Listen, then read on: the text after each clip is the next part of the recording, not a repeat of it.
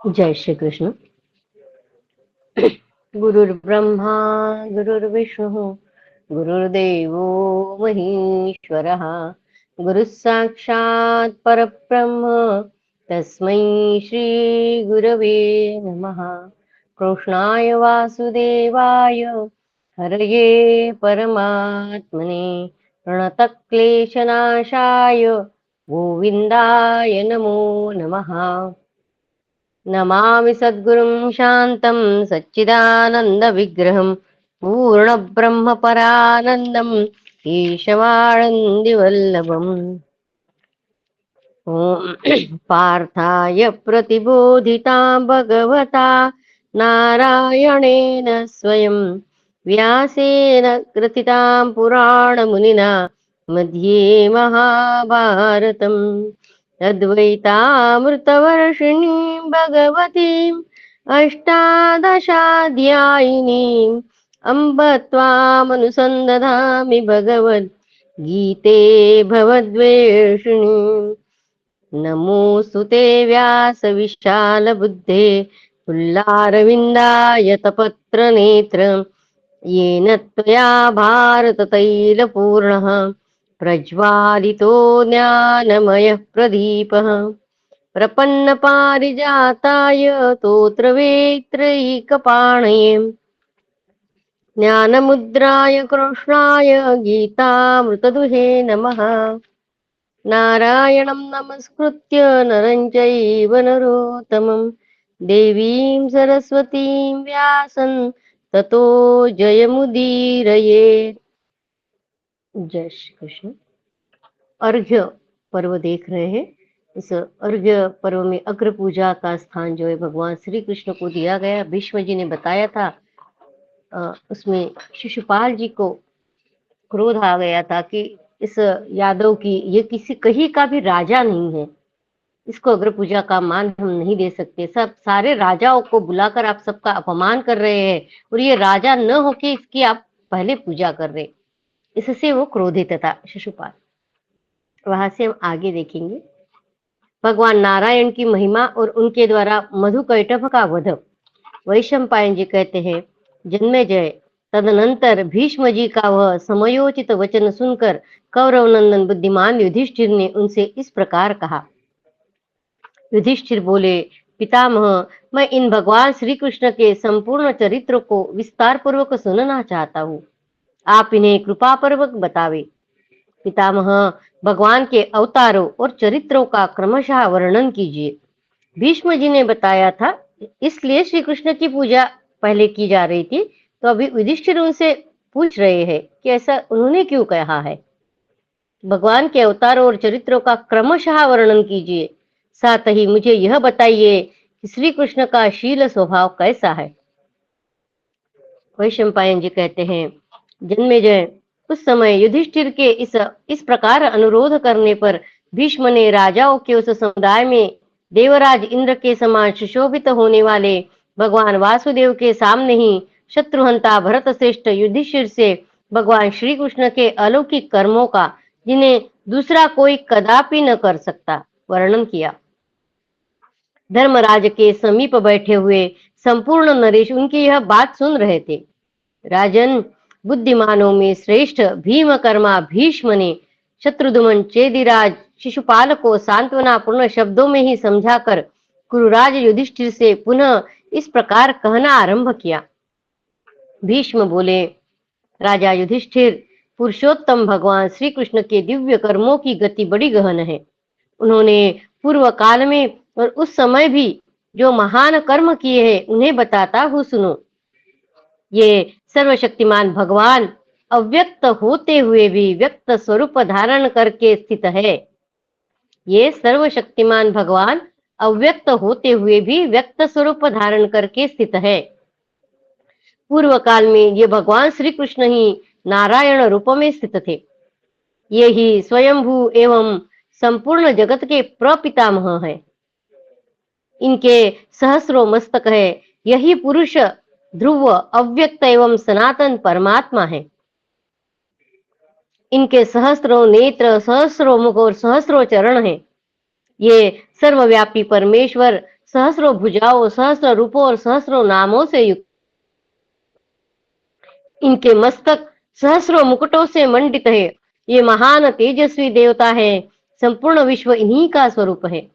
इनके अनेक वर्ण हैं। ये देवताओं की भी आदि कारण है और अव्यक्त प्रकृति से परे अपने सच्चिदानंद घन स्वरूप में स्थित है। श्री कृष्ण कौन है बता रहे भीष्म जी। उन्हीं सामर्थ्यवान भगवान नारायण ने सबसे पहले जल की सृष्टि की है। उन्हीं सामर्थ्यवान भगवान नारायण ने सबसे पहले जल की सृष्टि की है। उस जल में उन्होंने स्वयं ही ब्रह्मा जी को उत्पन्न किया। पहले जल की सृष्टि की, फिर उस जल में स्वयं ब्रह्मा जी को उत्पन्न किया। ब्रह्मा जी के 4 मुख है। उन्होंने स्वयं ही संपूर्ण लोकों की सृष्टि की है। ब्रह्मा जी ने इस प्रकार आदिकाल में समस्त जगत की उत्पत्ति हुई है। फिर प्रलय काल आने पर जैसा कि पहले हुआ था, समस्त स्थावर जंगम सृष्टि का नाश हो जाता है एवं चराचर जगत का नाश होने के पश्चात ब्रह्मा आदि देवता भी अपने करण तत्व में लीन हो जाते हैं और समस्त भूतों का प्रवाह प्रकृति में विलीन हो जाता है। उस समय एकमात्र सर्वात्मा भगवान महानारायण शेष रह जाते हैं। भरतनंदन, भगवान नारायण के सब अंग सर्वदेवमय है। द्युलोक उनका मस्तक है। फिर नारायण के किस किस शरीर में क्या क्या है ये बताएंगे। भगवान नारायण के सब अंग सर्वदेवमय है। राजन, द्युलोक उनका मस्तक है। आकाश नाभि और पृथ्वी चरण है। दोनों अश्विनी कुमार उनकी नासिका के स्थान में है। चंद्रमा और सूर्य नेत्र है भगवान के, एवं इंद्र और अग्नि देवता उन परमात्मा के मुख है। इसी प्रकार अन्य सब देवता भी उन महात्मा के विभिन्न अवयव है।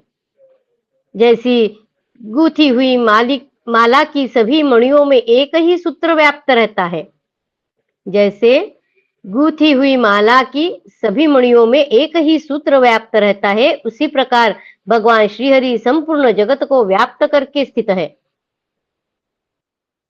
प्रलय काल के अंत में सबको अंधकार से व्याप्त देख सर्वज्ञ परमात्मा ब्रह्मभूत महायोगी नारायण ने स्वयं अपने आप को ही ब्रह्म रूप में प्रकट किया। इस प्रकार अपनी महिमा से कभी च्युत न होने वाले, सबकी उत्पत्ति के कारणभूत और संपूर्ण भूतों के अध्यक्ष श्रीहरि ने ब्रह्मा रूप से प्रकट हो सनत कुमार, रुद्र, मनु तथा तपस्वी ऋषिमुनियों को उत्पन्न किया। सबकी सृष्टि उन्होंने ही की। उन्हीं से संपूर्ण लोकों और प्रजाओं की उत्पत्ति हुई। युधिष्ठिर, समय आने पर उन मनु आदि ने भी सृष्टि का विस्तार किया। उन सब महात्माओं से नाना प्रकार की सृष्टि प्रकट हुई। इस प्रकार एक ही सनातन ब्रह्म अनेक रूपों में अभिव्यक्त हो गया। भरतनंदन, अब तक कई करोड़ कल्प बीत चुके हैं और कितने ही करोड़ प्रलय काल भी गत हो चुके हैं। मनवंतर, युग, कल्प और प्रलय ये निरंतर चक्र की भांति घूमते रहते हैं। मनवंतर, युग, कल्प और प्रलय ये निरंतर चक्र की भांति घूमते रहते हैं। यह संपूर्ण जगत विष्णुमय है। देवाधिदेव भगवान नारायण चतुर्मुख भगवान ब्रह्मा की सृष्टि करके संपूर्ण लोकों का हित करने के लिए क्षीर सागर में निवास करते हैं। ब्रह्मा जी संपूर्ण देवताओं तथा लोकों के पितामह हैं। इसलिए श्री नारायण देव सबके प्रपितामह है। ब्रह्मा जी सबके पितामह है और ब्रह्मा जी को नारायण ने उत्पन्न किया, इससे नारायण सबके प्रपितामह है।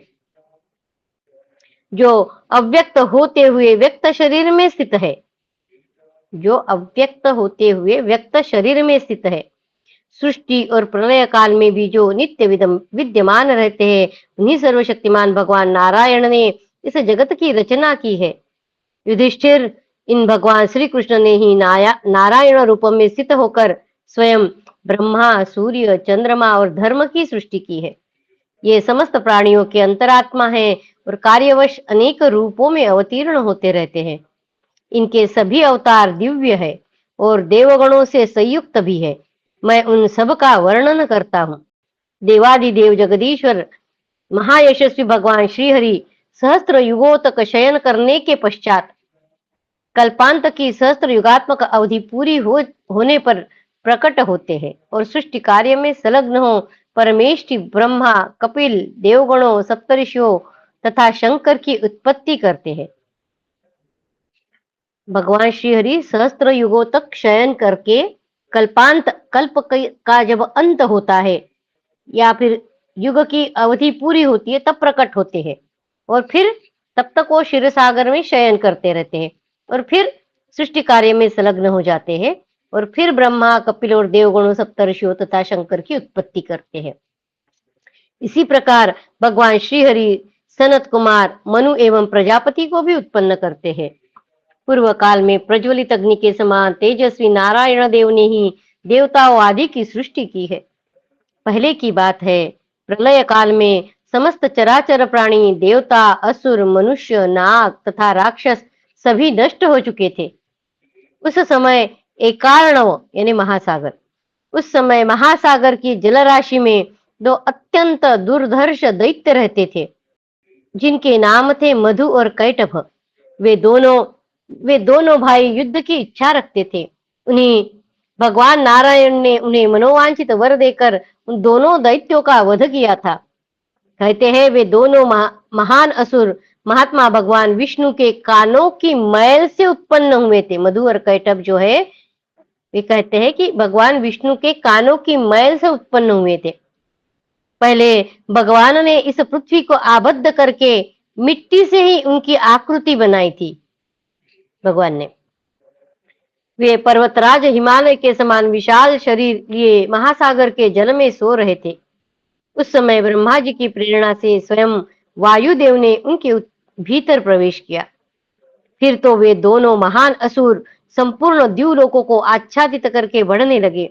वायुदेव ही जिनके प्राण थे, उन दोनों असुरों को देखकर ब्रह्मा जी ने धीरे धीरे उनके शरीर पर हाथ फेरा। एक का शरीर उन्हें अत्यंत कोमल प्रतीत हुआ और दूसरे का अत्यंत कठोर। ब्रह्मा जी ने उनके शरीर से हाथ फेरा, एक का शरीर उन्हें अत्यंत कोमल प्रतीत हुआ और दूसरे का अत्यंत कठोर। तब जल से उत्पन्न होने वाले भगवान ब्रह्मा ने उन दोनों का नामकरण किया। यह जो मृदुल शरीर वाला असुर है इसका नाम मधु होगा और जिसका शरीर कठोर है वो कैटभ हो कहलाएगा। इस प्रकार नाम निश्चित हो जाने पर वे दोनों दैत्य बल से उन्मत्त होकर सब ओर विचरने लगे। राजन, सबसे पहले वे दोनों महादैत्य मधु और कैटभ द्युलोक में पहुंचे और उस सारे लोक को आच्छादित करके सब ओर विचरने लगे। उस समय सारा लोक जलमय हो रहा था।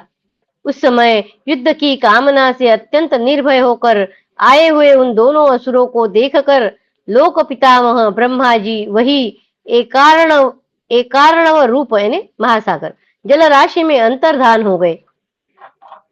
वे भगवान पद्मनाभ विष्णु की नाभि से प्रकट हुए कमल में जा बैठे।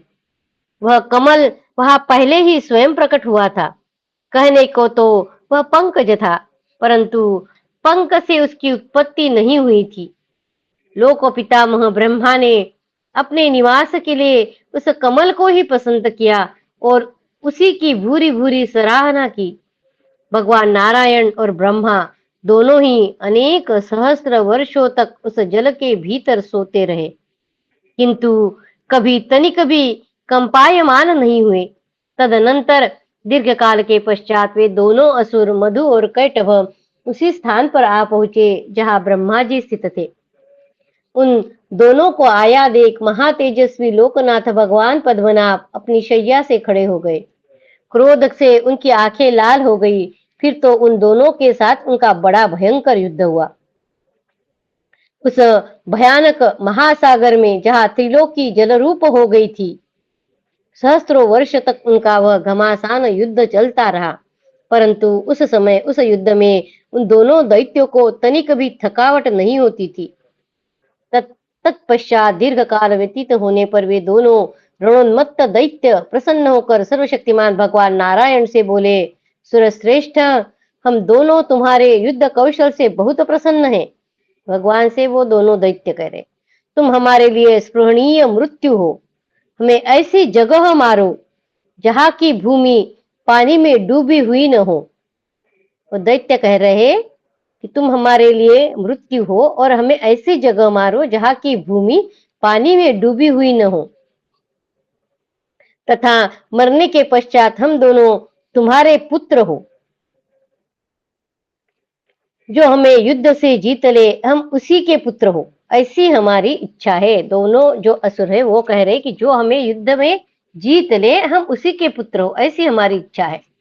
उनकी बात सुनकर भगवान नारायण ने उन दोनों दैत्यों को युद्ध में पकड़कर उन्हें दोनों हाथों से दबाया और मधु और कैटभ दोनों को अपनी जांघों पर रखकर मार डाला। मरने पर उन दोनों की लाशें जल में डूबकर एक हो गई। जल की लहरों से मथित होकर उन दोनों दैत्यों ने जो मेद छोड़ा, उससे आच्छादित होकर वहां का जल अदृश्य हो गया। उसी पर भगवान नारायण ने नाना प्रकार के जीवों की सृष्टि की। मरने पर उन दोनों की लाशें जल में डूबकर एक हो गई। जल की लहरों से मथित होकर उन दोनों दैत्यों ने जो मेद छोड़ा, उससे आच्छादित होकर वहां का जल अदृश्य हो गया। मेद से आच्छादित हो जाने पर वहां का जल अदृश्य हो गया। उसी पर भगवान नारायण ने नाना प्रकार की जीवों की सृष्टि की। राजन, उन दोनों दैत्यों के मेद से सारी वसुधा आच्छादित हो गई। अतः तभी से यही मेदिनी के नाम से प्रसिद्ध हुई है। ये जो पृथ्वी है इसको मेदिनी भी कहते हैं। तो ये तभी से इसको मेदिनी के उनके मेद से ये पूरी आच्छादित हो गई थी। भगवान पद्मनाभ के प्रभाव से यह मनुष्यों के लिए शाश्वत आधार बन गई। पृथ्वी कैसे बन गई है वो बता रहे हैं, क्योंकि प्रलय आया है और सभी तरफ जल है, जलमय हो गया है सब। तो फिर जलमय है तो फिर पृथ्वी आएगी तभी तो कुछ होगा ना। तो कैसे पृथ्वी तैयार हुई वो बता रहे हैं। ठीक है, यहाँ पे ये अध्याय खत्म हुआ है और उसके कंटिन्यूशन में अगला है। वराह, नृसिंह, वामन, दत्तात्रेय, परशुराम, श्री राम, श्री कृष्ण तथा कल के अवतारों की संक्षिप्त कथा। भीष्म जी कहते हैं, कुरुनंदन, भगवान के अब तक कई सहस्र अवतार हो चुके हैं। मैं यहाँ कुछ अवतारों का यथाशक्ति वर्णन करूंगा, तुम ध्यान देकर उनका वृत्तांत सुनो। पूर्व काल में जब भगवान पद्मनाभ समुद्र के जल में शयन कर रहे थे, पुष्कर में उनसे अनेक देवता और महर्षियों का प्रादुर्भाव हुआ। यह भगवान का पौष्करिक पुष्कर संबंधी पुरातन अवतार कहा गया है, जो वैदिक श्रुतियों द्वारा अनुमोदित है। महात्मा श्रीहरि का जो वराह नाम का अवतार है, उसमें भी प्रधानता वैदिक श्रुति ही प्रमाण है। उस अवतार के समय भगवान ने वराह रूप धारण करके पर्वतों और वनों सहित सारी पृथ्वी को जल से बाहर निकाला था। चारों वेद ही भगवान वराह के 4 पैर थे, यूप ही उनकी दाढ़ थे, और क्रतु यानी यज्ञ ही दांत, और चिति ही मुख थे। अग्नि जिह्वा, कुश रोम तथा ब्रह्म मस्तक थे। वे महान तप से संपन्न थे। दिन और रात ही उनके 2 नेत्र थे। वराह रूप में कैसे क्या है वो बता रहे। दिन और रात ही उनके 2 नेत्र थे। उनका स्वरूप दिव्य था। वेदांग ही उनके विभिन्न अंग थे। श्रुतियां ही उनके लिए आभूषण का काम देती थी। घी उनकी नासिका और श्रुआ उनके थुथन थे। सामवेद का स्वर ही उनकी भीषण गर्जना थी। उनका शरीर बहुत बड़ा था। धर्म और सत्य उनका स्वरूप था। वे अलौकिक तेज से संपन्न थे। वे विभिन्न कर्म रूपी विक्रम से सुशोभित हो रहे थे। प्रायश्चित्त उनके नख थे। वे धीर स्वभाव से युक्त थे। पशु उनके घुटनों के स्थान में थे और महान वृषभ यानी धर्म ही उनका श्री विग्रह था। उद्गाता का होम रूप कर्म उनका लिंग था। फल और बीज ही उनके लिए महान औषध थे। वे बाह्य और आभ्यंतर जगत के आत्मा थे। वैदिक मंत्र ही उनके शरीर की अस्थि विकार थे। देखने में उनका स्वरूप बड़ा ही सौम्य था। यज्ञ की वेदी ही उनके खंडे, हविष्य सुगंध, हव्य कव्य आदि उनके वेग थे। प्रागवंश उनका शरीर कहा गया है। वे महान तेजस्वी और अनेक प्रकार की दीक्षाओं से व्याप्त थे। वराह रूप का वर्णन बता रहे। दक्षिणा उनके हृदय के स्थान में थी। वे महान योगी और महान शास्त्र स्वरूप थे। प्रतिकारक उपाकर्म, अनेक ओष्ठ और प्रवर्ग्य कर्म ही उनकी रत्नों के आभूषण थे। जल में पड़ने वाली छाया यानी परछाई पत्नी की भांति उनकी सहायिका थी। वे मणिमय पर्वत शिखर की भांति ऊंचे जान पड़ते थे। इस प्रकार यज्ञमय वराह रूप धारण करके एकार्णव यानी महासागर धारण करके महासागर के जल में प्रविष्ट हो सर्वशक्तिमान सनातन भगवान विष्णु ने उस जल में गिरकर डूबी हुई पर्वत वन और समुद्रों सहित अपनी महारानी भूदेवी को सिंह के सहायता से मार्कंडेय मुनि के देखते देखते उद्धार किया। सहस्त्रों मार्कंडेय मुनि को देखते देखते उद्धार किया। जिन्होंने भागवत सुना है, अभी लास्ट में हमने मार्कंडेय ऋषि की कहानी सुनी थी। प्रलय क्या है पूछा था, तो तब वो प्रलय, अभी यह प्रलय है और वो मार्कंडेय ऋषि वहां पे, इसलिए वो कह रहे हैं कि वन और समुद्रों सहित अपनी महारानी भूदेवी का सिंह की सहायता से मार्कंडेय मुनि के देखते देखते उद्धार किया। सहस्त्र मस्तकों से सुशोभित होने वाले उन भगवान ने सिंह या दाढ़ के द्वारा संपूर्ण जगत के हित के लिए इस पृथ्वी का उद्धार करके उसे जगत का एक सुदृढ़ आश्रय बना दिया।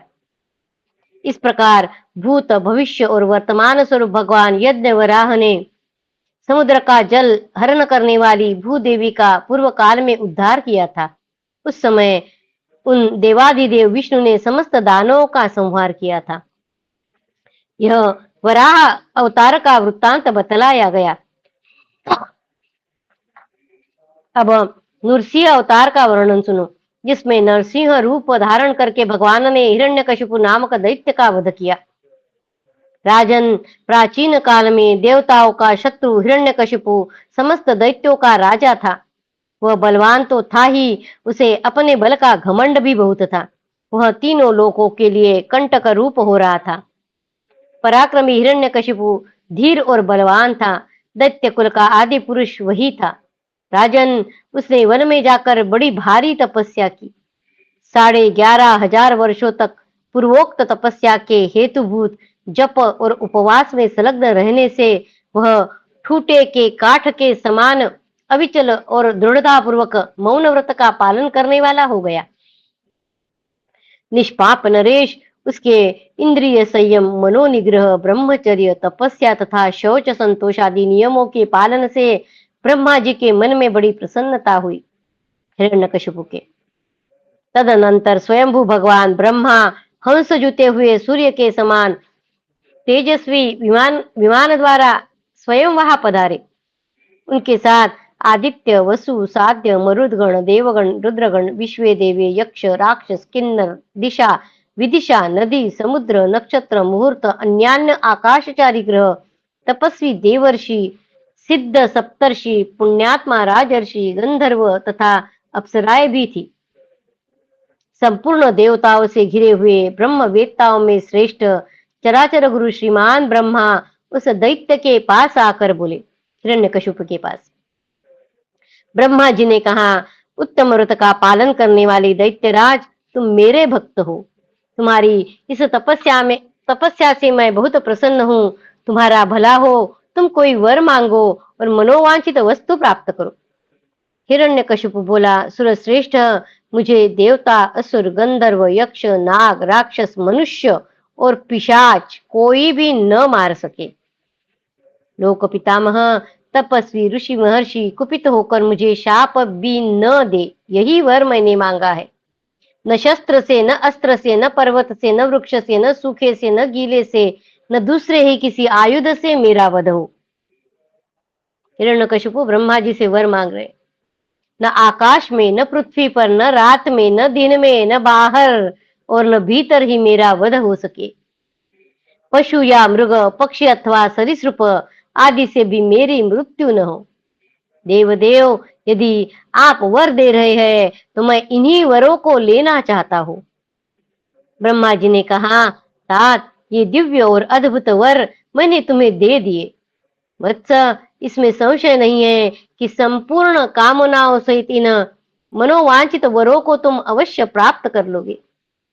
भीष्म जी कहते हैं, युधिष्ठिर, ऐसा कहकर भगवान ब्रह्मा आकाश मार्ग से चले गए और ब्रह्मलोक में जाकर ब्रह्मर्षि गणों से सेवित होकर अत्यंत शोभा पाने लगे।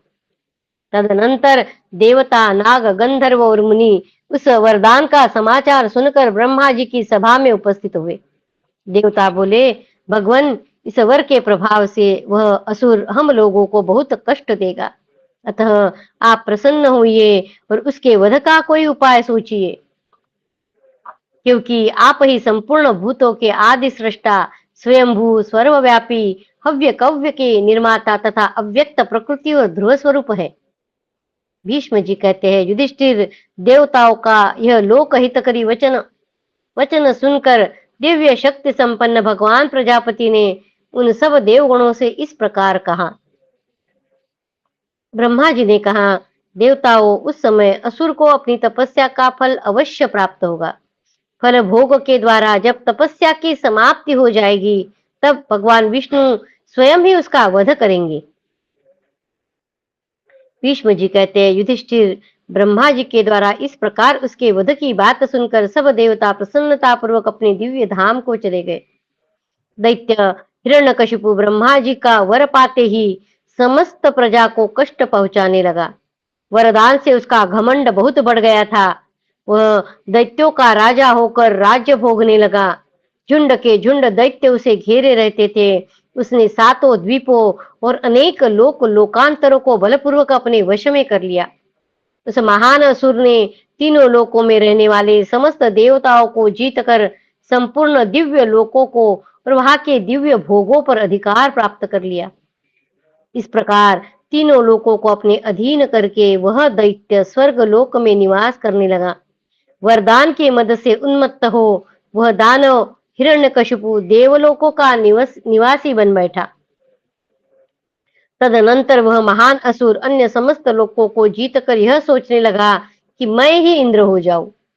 चंद्रमा, अग्नि, वायु, सूर्य, जल, आकाश, नक्षत्र, दसों दिशाएं, क्रोध, काम, वरुण, वसुगण, अर्यमा, धन देने वाले धनाध्यक्ष, यक्ष और किम पुरुषों का स्वामी, ये सब मैं ही हो जाऊं। ऐसा सोचकर उसने स्वयं ही बलपूर्वक उन पदों पर अधिकार जमा लिया। उनके स्थान ग्रहण करके उन सबके कार्य वह स्वयं देखने लगा। उत्तम देवर्षिगण यज्ञों द्वारा जिन देवताओं का यजन करते थे, उन सब के स्थान पर वह स्वयं ही यज्ञ भाग का अधिकारी बन बैठा। देवर्षिगण श्रेष्ठ यज्ञों द्वारा जिन देवताओं का यजन करते थे, उन सब के स्थान पर वह स्वयं ही यज्ञ भाग का अधिकारी बन बैठा। नरक में पड़े हुए सब जीवों को वहां से निकालकर उसने स्वर्ग का निवासी बना दिया। बलवान दैत्यराज ने ये सब कार्य करके मुनियों के आश्रमों पर धावा किया और कठोर व्रत का पालन करने वाले सत्य धर्म परायण एवं जितेंद्रिय महाभाग मुनियों को सताना आरंभ किया। उसने दैत्यों को यज्ञ का अधिकारी बनाया और देवताओं को उस अधिकार से वंचित कर दिया। जहां जहां देवता जाते थे, वहां वहां वह उनका पीछा करता था। देवताओं के सारे स्थान हड़प कर वह स्वयं ही त्रिलोकी के राज्य का पालन करने लगा। उस दुरात्मा के राज्य करते 5,61,60,00,000 वर्ष व्यतीत हो गए। इतने वर्षों तक दैत्यराज हिरण्यकशिपु ने दिव्य भोगों एवं ऐश्वर्य का उपभोग किया। महाबली दैत्यराज हिरण्यकशिपु के द्वारा अत्यंत पीड़ित हो इंद्र आदि सब देवता ब्रह्मलोक में गए और ब्रह्मा जी के पास पहुंचकर खेदग्रस्त हो हाथ जोड़कर बोले। देवताओं ने कहा, भूत, वर्तमान और भविष्य के स्वामी भगवान पितामह, हम यहाँ आपकी चरण में आए हैं। आप हमारी रक्षा कीजिए। अब हमें उस दैत्य से दिन रात घोर भय की प्राप्ति हो रही है। भगवान, आप संपूर्ण भूतों के आदि सृष्टा, स्वयंभू, सर्वव्यापी, हव्य कव्यों के निर्माता, अव्यक्त प्रकृति एवं नित्य स्वरूप है। ब्रह्मा जी बोले, देवताओं सुनो, ऐसे विपत्ति को समझना मेरे लिए भी अत्यंत कठिन है। अंतर्यामी भगवान नारायण ही हमारी सहायता कर सकते हैं। वे विश्वरूप, महातेजस्वी, अव्यक्त स्वरूप, सर्वव्यापी, अविनाशी तथा संपूर्ण भूतों के लिए अचिंत्य है। संकट काल में मेरे और तुम्हारे वे ही परम गति है। भगवान नारायण अव्यक्त से परे है और मेरा आविर्भाव अव्यक्त से ही हुआ है। मुझसे समस्त प्रजा, संपूर्ण लोक तथा देवता और असुर भी उत्पन्न हुए हैं। देवताओं, जैसे मैं तुम लोगों का जनक हूँ, उसी प्रकार भगवान नारायण मेरे जनक हैं।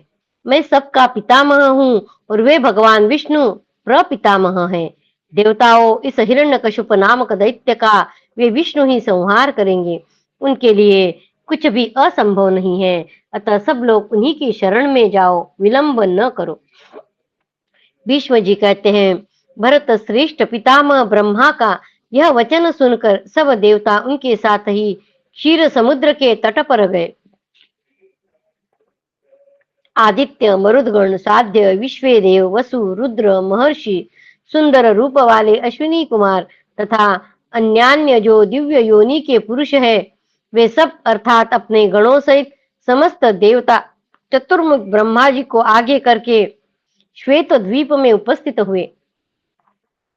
क्षीर समुद्र के तट पर पहुंचकर सब देवता अनंत नामक शेष नाग की शैया पर शयन करने वाले अनंत एवं उदीप्त तेज से प्रकाशमान उन शरणागत वत्सल सनातन देवता श्री विष्णु के सन्मुख उपस्थित हुए, जो सबके सनातन परम गति है। वे प्रभु देव स्वरूप, वेदमय, यज्ञ रूप, ब्राह्मण को देवता मानने वाले, महान बल और पराक्रम के आश्रय, भूत, वर्तमान और भविष्य रूप, सर्व समर्थ, विश्व वंदित, सर्वव्यापी, दिव्य शक्ति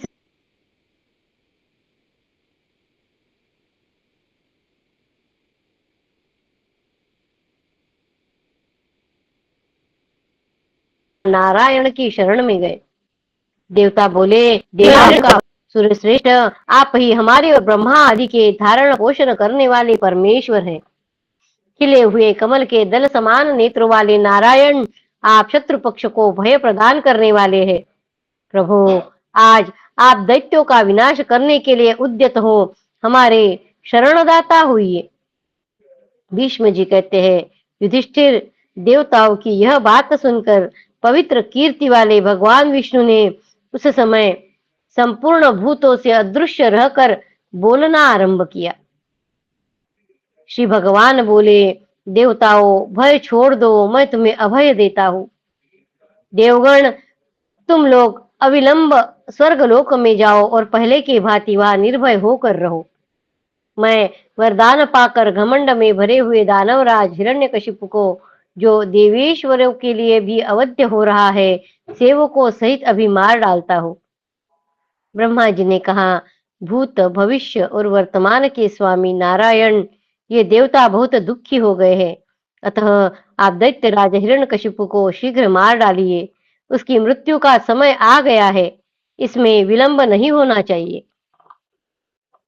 भगवान बोले, ब्रह्मा तथा देवताओं, मैं शीघ्र ही उस दैत्य का नाश करूंगा। अतः तुम सब लोग अपने अपने दिव्य लोक में जाओ। भीष्म जी कहते हैं, युधिष्ठिर, ऐसा कहकर भगवान विष्णु ने देवेश्वरों को विदा करके आधा शरीर मनुष्य का और आधा सिंह का सा बनाकर नरसिंह विग्रह धारण करके एक हाथ से दूसरे हाथ को रगड़ते हुए बड़ा भयंकर रूप बना लिया। वे महातेजस्वी नरसिंह मुंह बाएं और काल के समान जान पड़ते थे। ये संक्षिप्त में श्री कृष्ण कौन है, उन्होंने इस भगवान है, नारायण है, और उन्होंने कौन से अवतार लिए, यह सारी कथा संक्षिप्त में भीष्म जी बता रहे हैं उस सभा में ही। राजन, तदनंतर भगवान विष्णु हिरण्यकशिपु के पास गए।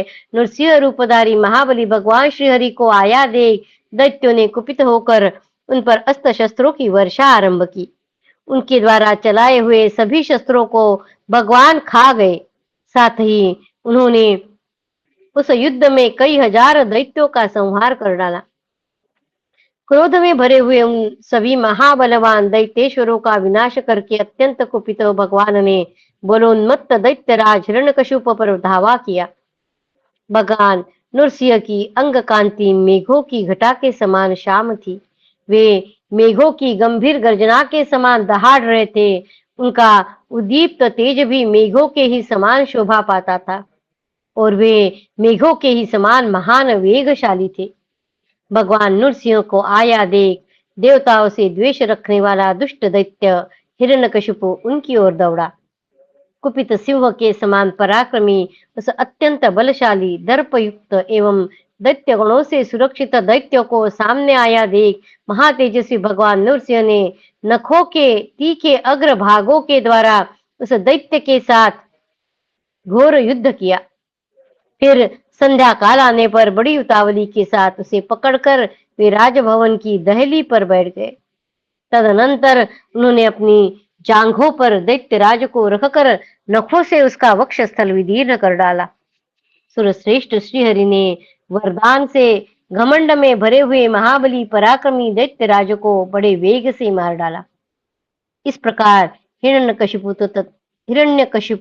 तथा उसके अनुयायी सब दैत्यों का संहार करके महातेजस्वी भगवान श्रीहरि ने देवताओं तथा प्रजाजनों का हित साधन किया और इस पृथ्वी पर धर्म की स्थापना करके वे बड़े प्रसन्न हुए। पांडुनंदन, यह मैंने तुम्हें संक्षेप से नृसिंहावतार की कथा सुनाई है। अब तुम परमात्मा श्रीहरि के वामन अवतार का वृत्तांत सुनो। राजन, प्राचीन त्रेता युग की बात है। विरोचन कुमार बलि दैत्यों के राजा थे। बल में उनके समान दूसरा कोई भी नहीं था। बलि अत्यंत बलवान होने के साथ ही महान वीर भी थे। महान दैत्य समूह से घिरे हुए बलि ने बड़े वेग से इंद्र पर आक्रमण किया और उन्हें जीतकर इंद्रलोक पर अधिकार प्राप्त कर लिया। इंद्रलोक पर बलि ने अधिकार प्राप्त कर लिया। राजा बलि के आक्रमण से अत्यंत त्रस्त हुए इंद्र आदि देवता ब्रह्मा जी को आगे करके क्षीर सागर के तट पर गए और सब ने मिलकर देवादिदेव भगवान नारायण का स्तवन किया। देवताओं की स्तुति करने पर श्रीहरि ने उन्हें दर्शन दिया और कहा जाता है उन पर कृपा प्रसाद करके फलस्वरूप भगवान का अदिति के गर्भ से प्रादुर्भाव हुआ, जो इस समय यदुकुल को आनंदित कर रहे हैं। ये ही भगवान श्री कृष्ण पहले अदिति के पुत्र होकर इंद्र के छोटे भाई विष्णु या उपेंद्र के नाम से विख्यात हुए। उन्हीं दिनों महापराक्रमी दैत्यराज बलि ने क्रतुश्रेष्ठ अश्वमेध के अनुष्ठान की तैयारी आरंभ की। युधिष्ठिर, जब दैत्यराज का यज्ञ आरंभ हो गया उस समय भगवान विष्णु ब्राह्मण वेशधारी वामन ब्रह्मचारी के रूप में अपने को छिपाकर सिर मुंडाए यज्ञोपवीत काला मृग चर्म और शिखा धारण किए हाथ में पलाश का डंडा लिए उस यज्ञ में गए। उस समय भगवान वामन की अद्भुत शोभा दिखाई देती थी। बलि के वर्तमान यज्ञ में प्रवेश करके उन्होंने दैत्यराज से कहा, मुझे 3 पग भूमि दक्षिणा रूप में दीजिए, केवल 3 पग भूमि मुझे दे दीजिए। ऐसा कहकर उन्होंने महान असुर बलि से याचना की। बलि ने भी तथास्तु कहकर श्री विष्णु को भूमि दे दी। बलि से वह भूमि पाकर भगवान विष्णु बड़े वेग से बढ़ने लगे। राजन, वे पहले तो बालक जैसे लगते थे, किंतु उन्होंने बढ़कर 3 ही पगों में स्वर्ग, आकाश और पृथ्वी सबको माप लिया। इस प्रकार बलवान राजा बलि के यज्ञ में जब महाबली भगवान विष्णु ने केवल 3 पगों द्वारा त्रिलोकी को नाप लिया, तब किसी से भी क्षुब्ध न किए जा सकने वाले महान असुर क्षुब्ध हो उठे। राजन, उनमें विप्रचित्ति आदि दानव प्रधान थे। क्रोध में भरे हुए उन महाबली दैत्यों के समुदाय अनेक प्रकार के वेश धारण किए वहां उपस्थित थे। उनके मुख अनेक प्रकार के दिखाई देते थे। वे सब के सब विशाल काय थे। उनके हाथों में भांति भांति के अस्त्र शस्त्र थे। उन्होंने विविध प्रकार की मालाएं तथा चंदन धारण कर रखे थे। वे देखने में बड़े भयंकर थे और तेज से मानो प्रज्वलित हो रहे थे। जब भगवान विष्णु ने तीनों लोकों का मापना आरंभ किया, उस समय सभी दैत्य अपने अपने आयुध लेकर उन्हें चारों ओर से घेर कर खड़े हो गए। भगवान ने महाभयंकर रूप धारण करके सब दैत्यों को लातों थप्पड़ों से मारकर भूमंडल का सारा राज्य उनसे शीघ्र छीन लिया। उनका एक पैर आकाश में पहुंचकर आदित्य मंडल में स्थित हो गया। भूतात्मा भगवान श्रीहरि उस समय अपने तेज से सूर्य की अपेक्षा बहुत बढ़ चढ़कर प्रकाशित हो रहे थे। महाबली महाबाहु भगवान विष्णु संपूर्ण दिशाओं विदिशाओं तथा समस्त लोकों को प्रकाशित करते हुए बड़ी शोभा पा रहे थे। जिस समय वे वसुधा को अपने पैरों से माप रहे थे, उस समय वे इतने बढ़े कि चंद्रमा और सूर्य उनके छाती के समान आ गए। चंद्रमा और सूर्य उनके छाती के सामने आ गए थे। जब वे आकाश को लांघने लगे, तब वे ही चंद्रमा और सूर्य उनके नाभि देश में आ गए। जब वे आकाश या स्वर्गलोक से भी ऊपर को पैर बढ़ाने लगे, उस समय उनका रूप इतना विशाल हो गया कि सूर्य और चंद्रमा उनके घुटनों में स्थित दिखाई देने लगे। इस प्रकार ब्राह्मण लोग अमित पराक्रमी भगवान विष्णु के इस विशाल रूप का वर्णन करते हैं। युधिष्ठिर भगवान का पैर ब्रह्मांडक पाल तक पहुंच गया और उसके आघात से कपाल में छिद्र हो गया, जिससे झरझर करके एक नदी प्रकट हो गई, जो शीघ्र ही नीचे उतरकर समुद्र में जा मिली। सागर में मिलने वाली वह पावन सरिता ही गंगा है। भगवान श्रीहरि ने बड़े बड़े दानवों को मारकर सारी पृथ्वी उनके अधिकार से छीन ली और तीनों लोकों के साथ सारी आसुरी संपदा का अपहरण करके उन असुरों को स्त्री पुत्रों सहित पाताल में भेज दिया। नमुची, शंबर और महामना प्रहलाद भगवान के चरणों के स्पर्श से पवित्र हो गए। भगवान ने उनको भी पाताल में भेज दिया। राजन, भूतात्मा भगवान श्रीहरि ने अपने श्री अंगों से विशेष रूप से पंच महाभूतों तथा भूत भविष्य और वर्तमान सभी कालों का दर्शन कराया। उनके शरीर में सारा संसार इस प्रकार दिखाई देता था, मानो उसमें लाकर रख दिया गया हो। संसार में कोई ऐसी वस्तु नहीं है जो उन परमात्मा में व्याप्त न हो। परमेश्वर भगवान विष्णु के उस रूप को देख कर उनके तेज से तिरस्कृत हो देवता, दानव और मानव सभी मोहित हो गए। अभिमानी राजा बलि को भगवान ने यज्ञ मंडप में ही बांध लिया और विरोचन के समस्त कुल को स्वर्ग से पाताल में भेज दिया। गरुड़ वाहन भगवान विष्णु को अपने परमेश्वरीय तेज से उपयुक्त कर्म करके भी अहंकार नहीं हुआ।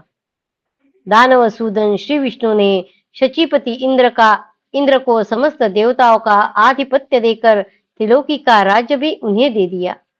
इस प्रकार परमात्मा श्रीहरि के वामन अवतार का वृत्तांत संक्षेप से तुम्हें बताया गया।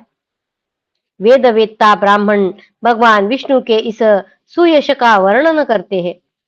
युधिष्ठिर, अब तुम मनुष्यों में श्रीहरि का जो अवतार हुए हैं उनका वृत्तांत सुनो। महाराज, अब मैं पुनः भगवान विष्णु के दत्तात्रेय नामक अवतार का वर्णन करता हूँ। दत्तात्रेय जी महान यशस्वी महर्षि थे। एक समय की बात है, सारे वेद नष्ट से हो गए।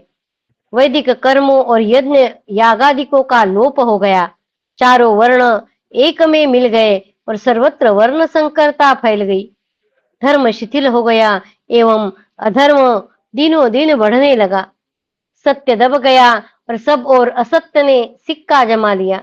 प्रजा क्षीण होने लगी और धर्म को अधर्म द्वारा हर तरह से पीड़ा पहुंचने लगी। ऐसे समय में महात्मा दत्तात्रेय ने यज्ञ और कर्मानुष्ठान की विधि सहित संपूर्ण वेदों का पुनरुद्धार किया और पुनः चारों वर्णों को पृथक पृथक अपनी अपनी मर्यादा में स्थापित किया। उन्होंने ही हय राज अर्जुन को वर प्रदान किया था। हय राज अर्जुन ने अपनी सेवाओं द्वारा दत्तात्रेय जी को प्रसन्न कर लिया था। वह अच्छी तरह सेवा में संलग्न हो वन में मुनिवर दत्तात्रेय की परिचर्या में लगा रहता था। उसने दूसरों का दोष देखना छोड़ दिया था। वह ममता और अहंकार से रहित था। उसके दीर्घ काल तक दत्तात्रेय जी की आराधना करके उन्हें संतुष्ट किया। दत्तात्रेय जी आप्त पुरुषों से भी बढ़कर आप्त पुरुष थे। बड़े बड़े विद्वान उनकी सेवा में रहते थे। विद्वान सहस्रबाहु अर्जुन उन ब्रह्मर्षि से निम्नांकित वर प्राप्त किए। अमरत्व छोड़कर उसके मांगे हुए सभी वर विद्वान ब्राह्मण दत्तात्रेय जी ने दे दिए। उसने 4 वरों के लिए महर्षि से प्रार्थना की थी और उन चारों को ही महर्षि ने अभिनंदन किया था। वे वर इस प्रकार है। है राज, ये है राज ही सहस्त्रार्जुन है। बोला कि मैं श्रीमान मनस्वी बलवान सत्यवादी अदोषदर्शी तथा सहस्त्र भुजाओं से विभूषित हो जाऊं। मैंने मेरी सहस्त्र भुजाएं हो, सहस्त्र भुजाओं से विभूषित हो, यह मेरे लिए पहला वर है। मैं जरायुज और अंडज जीवों के साथ साथ समस्त चराचर जगत का धर्मपूर्वक शासन करना चाहता हूं। मेरे लिए दूसरा वर यही हो। मैं अनेक प्रकार के यज्ञों द्वारा देवताओं, ऋषियों, पितरों तथा ब्राह्मण अतिथियों का यजन करूं और जो लोग मेरे शत्रु हैं उन्हें समरांगण में तीखे बाणों द्वारा मारकर यमलोक पहुंचा दूं। भगवान दत्तात्रेय, मेरे लिए यही तीसरा वर हो, जिसके समान यह लोक और स्वर्ग लोक में कोई पुरुष न था, न है और न होगा ही। वही मेरा वध करने वाला हो। जिसके समान यह लोक या स्वर्गलोक में कोई पुरुष न था, न है और न होगा, वही मेरा वध करने वाला हो। यह मेरे लिए चौथा वर हो। वह अर्जुन राजा कृतवीर्य का ज्येष्ठ पुत्र था और युद्ध में महान शौर्य का परिचय देता था। उसने माहिष्मती नगरी में 10 लाख वर्ष तक निरंतर अभ्युदयशील होकर राज्य किया। जैसे आकाश में सूर्य देव सदा प्रकाशमान होते हैं, उसी प्रकार कार्तवीर्य अर्जुन सारी पृथ्वी और समुद्री द्वीपों को जीतकर इस भूतल पर अपने पुण्य कर्मों से प्रकाशित हो रहा था। शक्तिशाली सहस्त्रबाहु ने इंद्रद्वीप, कशेरुद्वीप, ताम्रद्वीप, गभस्तिमान द्वीप, गंधर्व द्वीप, वरुण द्वीप और सौम्याक्ष द्वीप को, जिन्हें उसके पूर्वजों ने भी नहीं जीता था, जीतकर अपने अधिकार में कर लिया। उसका श्रेष्ठ राजभवन बहुत ही सुंदर और था।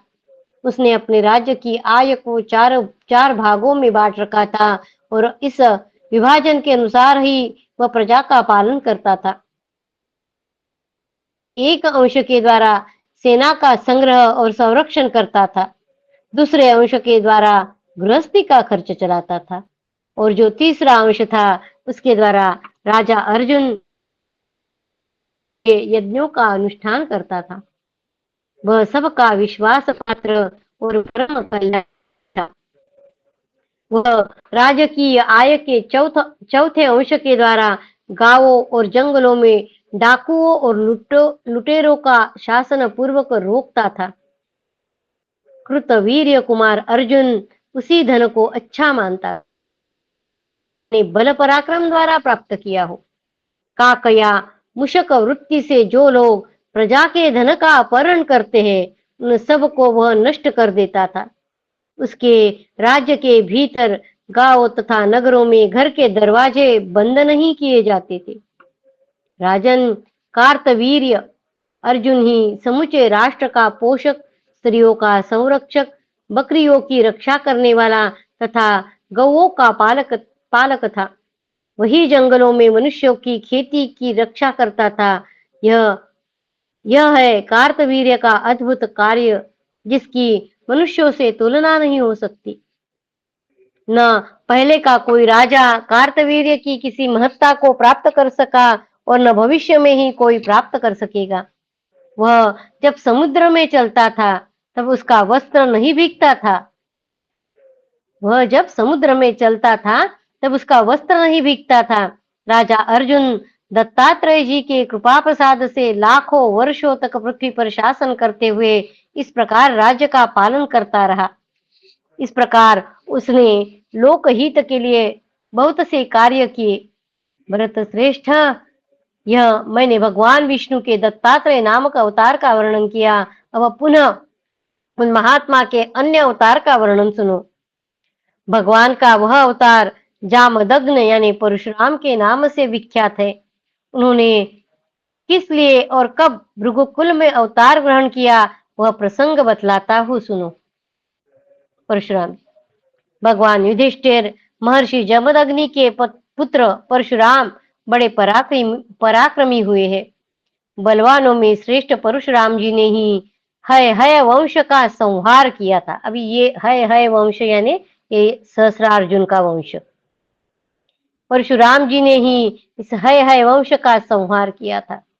महापराक्रमी कार्तवीर्य अर्जुन बल में अपना सानी नहीं रखता था, किंतु अपने अनुचित बर्ताव के कारण जमदग्नि नंदन परशुराम के द्वारा मारा गया। ये जो सहस्रार्जुन था जिसके बारे में हमने अभी बताया था, दत्तात्रेय जी से वर लेके, इसको इस परशुराम ने मारा। शत्रुसूदन हय हय राज कार्तवीर्य अर्जुन रथ पर बैठा था, परंतु युद्ध में परशुराम जी ने उसे नीचे गिराकर मार डाला। ये भगवान गोविंद ही पराक्रमी परशुराम रूप में भृगुवंश में अवतीर्ण हुए। ये ही जंभासुर का मस्तक विदीर्ण करने वाले तथा शतदुंदुभि के घातक है। इन्होंने ही सहस्रों पर विजय पाने वाले सहस्त्रबाहु अर्जुन का युद्ध में संहार करने के लिए ही अवतार लिया था। महायशस्वी परशुराम ने केवल धनुष की सहायता से सरस्वती नदी के तट पर एकत्रित हुए 6,40,000 क्षत्रियों पर विजय पाई थी। वे सभी क्षत्रिय ब्राह्मणों से द्वेष करने वाले थे। उनका वध करते समय नरश्रेष्ठ परशुराम ने और भी 14,000 शूरवीरों का अंत कर डाला। तदनंतर शत्रुदमन राम ने इस 10,000 क्षत्रियों का और वध किया। इसके बाद उन्होंने हजारों वीरों को मुसल से मारकर यमलोक पहुंचा दिया था तथा सहस्रों को फरसे से काट डाला क्षत्रियों को। भृगुनंदन परशुराम ने 14,000 क्षत्रियों का क्षण मात्र में मार गिराया था। शेष ब्रह्मद्रोहियों को भी मूलोच्छेद करके स्नान किया। क्षत्रियों से पीड़ित होकर ब्राह्मणों ने राम राम कहकर आर्तनाद किया था। इसलिए सर्व विजयी परशुराम ने पुनः फरसे से 10,000 क्षत्रियों का अंत किया।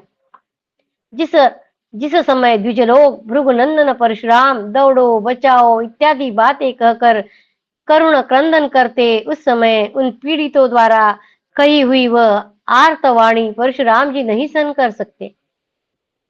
उन्होंने काश्मीर, दरद, कुंती भोज, शूद्रक, मालव, शक, चेदी, काशी, करुष, ऋषिक, क्रथ, कौशिक, अंग, वंग, कलिंग, मागध, काशी, कोसल, रात्रायण, वीतिहोत्र, किरात तथा मार्तिकावत, इनको तथा अन्य सहस्रों राजेश्वरों को प्रत्येक देश में तीखे बाणों से मारकर यमराज के भेंट कर दिया।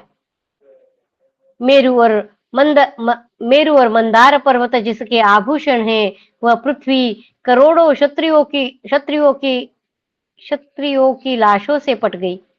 एक दो बार नहीं, 21 बार परशुराम ने यह पृथ्वी क्षत्रियों से सूनी कर दी। तदनंतर महाबाहु परशुराम ने प्रचुर दक्षिणा वाले यज्ञों का अनुष्ठान करके 100 वर्षों तक सौभ नामक विमान पर बैठे हुए राजा शाल्व के साथ युद्ध किया।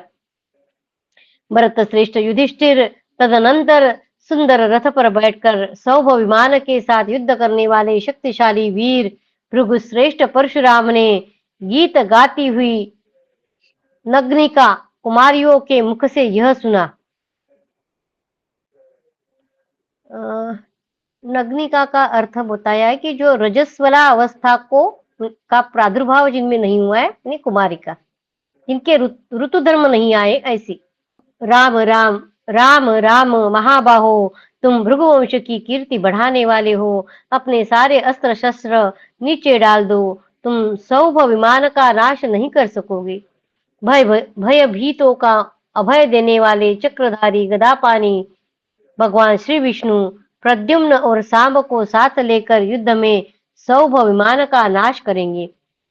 यह सुनकर पुरुष सिंह परशुराम उसी समय वन को चल दिए। राजन, वे महायशस्वी मुनि कृष्णावतार के समय की प्रतीक्षा करते हुए अपने सारे अस्त्र शस्त्र, रथ, कवच, आयुध, बाण, परशु और धनुष जल में डालकर बड़ी भारी तपस्या में लग गए। परशुराम जी उस समय वन को चल दिए। जब बताया गया कि प्रद्युम्न और साम उस विमान को ये करेंगे, तब उन्होंने क्या किया, वो वन में गए और कृष्ण अवतार के समय की प्रतीक्षा कर रहे थे और अपने सारे अस्त्र शस्त्र, रथ, कवच, आयुध, बाण, परशु और धनुष जल में डालकर भरी तपस्या में लग गए। शत्रुओं का नाश करने वाले धर्मात्मा परशुराम ने लज्जा, प्रज्ञा, श्री, कीर्ति और लक्ष्मी, इन पांचों का आश्रय लेकर अपने पूर्वोक्त रथ को त्याग दिया। आदिकाल से जिसकी प्रवृत्ति हुई थी, उस काल का विभाग करके भगवान परशुराम ने कुमारियों की बात पर श्रद्धा होने के कारण ही सौभ विमान का नाश नहीं किया, असमर्थता के कारण नहीं। यमदग्नि नंदन परशुराम के नाम से विख्यात वे महर्षि, जो विश्व विदित ऐश्वर्यशाली महर्षि है, वे इन्हीं श्री कृष्ण के अंश है, जो इस समय तपस्या कर रहे हैं। राजन, अब महात्मा भगवान विष्णु के साक्षात स्वरूप श्री राम के अवतार का वर्णन सुनो, जो विश्वामित्र मुनि को आगे करके चलने वाले थे। चैत्र मास के शुक्ल पक्ष की नवमी तिथि को अविनाशी भगवान महाबाहु विष्णु ने अपने आप को 4 स्वरूप में विभक्त करके महाराज दशरथ के सकाश से अवतार ग्रहण किया था। वे भगवान सूर्य के समान तेजस्वी राजकुमार लोकों में श्री राम के नाम से विख्यात हुए। कुंती नंदन युधिष्ठिर जगत को प्रसन्न करने तथा धर्म की स्थापना के लिए ही महायशस्वी सनातन भगवान विष्णु यहाँ प्रकट हुए थे।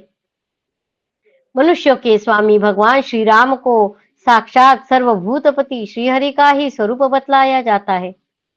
उस समय विश्वामित्र के यज्ञ में विघ्न डालने के कारण राक्षस सुबाहु श्री रामचंद्र जी के हाथों मारा गया और मारीच नामक राक्षस को भी बड़ी चोट पहुंची। परम बुद्धिमान विश्वामित्र मुनि ने देवशत्रु राक्षसों का वध करने के लिए श्री रामचंद्र जी को ऐसे ऐसे दिव्यास्त्र प्रदान किए थे, जिनका निवारण करना देवताओं के लिए भी अत्यंत कठिन था। उन्हीं दिनों महात्मा जनक के यहाँ धनुष यज्ञ हो रहा था। उसमें श्री राम ने भगवान शंकर के महान धनुष को खेल खेल में ही तोड़ डाला। तदनंतर सीता जी के साथ विवाह करके रघुनाथ जी अयोध्यापुरी में लौट आए और वहां सीता जी के साथ आनंद पूर्वक रहने लगे। कुछ काल के पश्चात पिता की आज्ञा पाकर वे अपनी विमाता महारानी कैकेयी का प्रिय करने की इच्छा से वन में चले गए। वहां सब धर्मों के ज्ञाता और समस्त प्राणियों के हित में तत्पर श्री रामचंद्र जी ने लक्ष्मण के साथ 14 वर्षों तक वन में निवास किया। भरतवंशी राजन 14 वर्षों तक उन्होंने वन में तपस्या पूर्वक जीवन बिताया। उनके साथ उनकी अत्यंत रूपवती धर्मपत्नी भी थी, जिन्हें लोग सीता कहते थे। अवतार के पहले श्री विष्णु रूप में रहते समय भगवान के साथ उनकी जो योग्यतमा भार्या लक्ष्मी रहा करती है, उन्होंने ही उपयुक्त होने के कारण श्री राम अवतार के समय सीता के रूप में अवतीर्ण हो अपने पतिदेव का अनुसरण किया था। भगवान श्री राम जनस्थान में रहकर देवताओं के कार्य सिद्ध करते थे। धर्मात्मा श्री राम ने प्रजाजनों के हित की कामना से भयानक कर्म करने वाले 14,000 राक्षसों का वध किया, जिनमें मारीच, खर, दूषण और त्रिशिरा आदि प्रधान थे। उन्हीं दिनों 2 शापग्रस्त गंधर्व क्रूर कर्मा राक्षसों के रूप में वहां रहते थे, जिनके नाम विराध और कबंध थे। श्री राम ने उन दोनों का भी संहार कर डाला। उन्होंने रावण की बहिन शूर्पणखा की नाक भी लक्ष्मण के द्वारा कटवा दी। इसी के कारण राक्षसों के षड्यंत्र से उन्हें पत्नी का वियोग देखना पड़ा। तब वे सीता की खोज करते हुए वन में विचरने लगे। तदनंतर ऋष्यमुख पर्वत पर जा पंपा सरोवर को लांघ कर श्री राम जी सुग्रीव और हनुमान जी से मिले और उन दोनों के साथ उन्होंने मैत्री स्थापित कर ली। तत्पश्चात श्री रामचंद्र जी ने सुग्रीव के साथ किष्किंधा में जाकर महाबली वानर राज बाली को युद्ध में मारा और सुग्रीव को वानरों के राजा के पद पर अभिषिक्त कर दिया।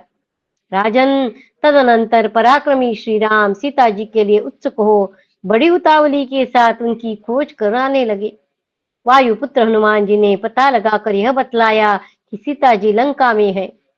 तब समुद्र पर पुल बांधकर वानरों सहित श्री राम ने सीता जी के स्थान का पता लगाते हुए लंका में प्रवेश किया। वहां देवता, नागगण, यक्ष, राक्षस तथा पक्षियों के लिए अवध्य और युद्ध में दुर्जय राक्षस राज रावण करोड़ों राक्षसों के साथ रहता था। वह देखने में खान से खोदकर निकाले हुए कोयले के ढेर के समान जान पड़ता था। देवताओं के लिए उसकी ओर आंख उठाकर देखना भी कठिन था। ब्रह्मा जी से वरदान मिलने से उसका घमंड बहुत बढ़ गया था। श्री राम ने त्रिलोकी के लिए कंटक रूप महाबली विशालकाय वीर रावण को उसके मंत्रियों और वंशजों सहित युद्ध में मार डाला। इस प्रकार संपूर्ण भूतों के स्वामी श्री रघुनाथ जी ने प्राचीन काल में रावण को सेवकों सहित मारकर लंका के राज्य पर राक्षसपति महात्मा विभीषण को अभिषेक करके उन्हें वही अमरत्व प्रदान किया। पांडुनंदन, तत्पश्चात श्री राम ने पुष्पक विमान पर आरूढ़ हो सीता को साथ ले दल बल सहित अपनी राजधानी में जाकर धर्म पूर्वक राज्य का पालन किया। राजन, उन्हीं दिनों मथुरा में मधु का पुत्र लवण नामक दानव राज्य करता था, जिसे रामचंद्र जी की आज्ञा से शत्रुघ्न ने मार डाला। इस प्रकार धर्मात्माओं में श्रेष्ठ श्री रामचंद्र जी ने लोकहित के लिए बहुत से कार्य करके विधि पूर्वक राज्य का पालन किया। उन्होंने 10 अश्वमेध यज्ञों का अनुष्ठान किया और सरयू के तट के जारूधी प्रदेश का विघ्न बाधाओं से रहित कर दिया। श्री रामचंद्र जी के शासन काल में कभी कोई अमंगल की बात नहीं सुनी गई।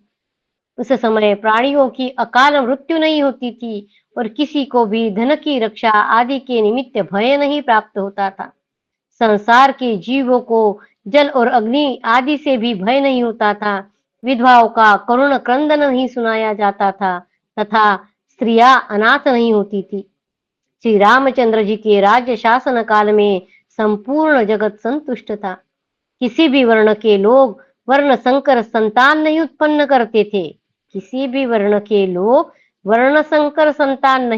करते थे।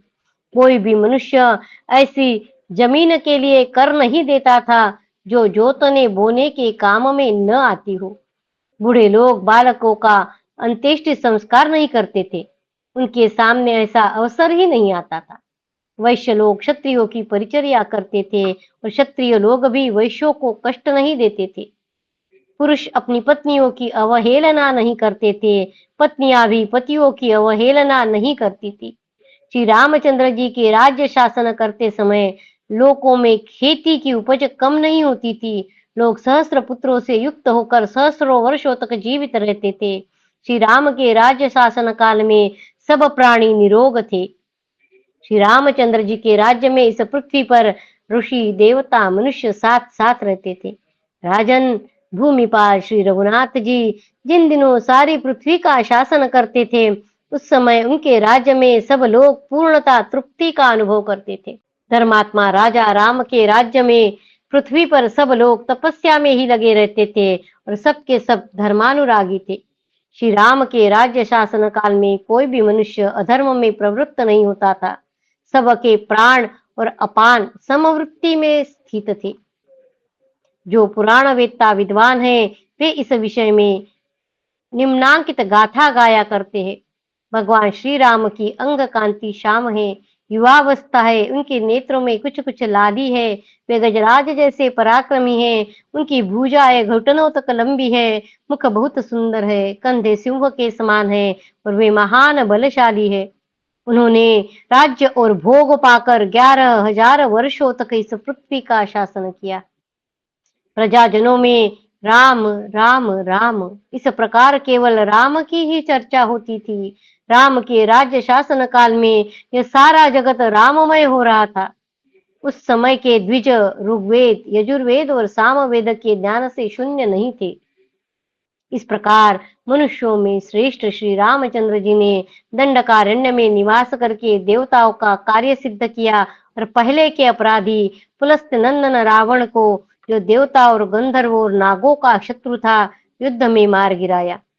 इक्ष्वाकु कुल का अभ्युदय करने वाले महाबाहु श्री राम महान पराक्रमी, सर्वगुण संपन्न और अपने तेज से दैदीप्यमान थे।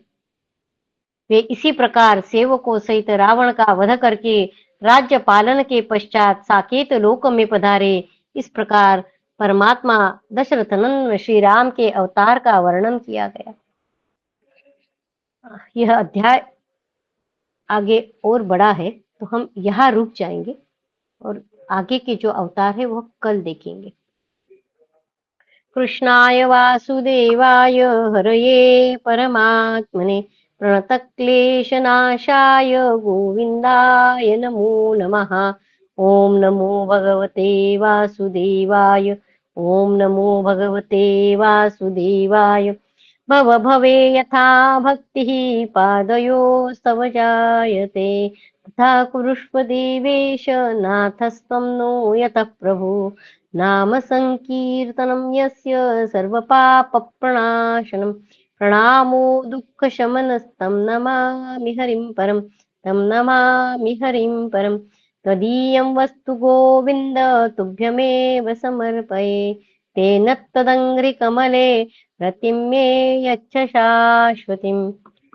ॐ पूर्णमद पूर्णमिदं पूर्णात् पूर्णमुदच्यते, पूर्णस्य पूर्णमादाय पूर्णमेवावशिष्यते।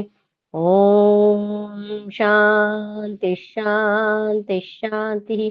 हरि ओम तत्सत्। श्रीकृष्णार्पणमस्तु। श्रीगुरुभ्यो नमः। ज्ञानेश्वर नमः। जय श्री कृष्ण। जय श्री कृष्ण। जय श्री कृष्ण। जय श्री कृष्ण। जय जय श्री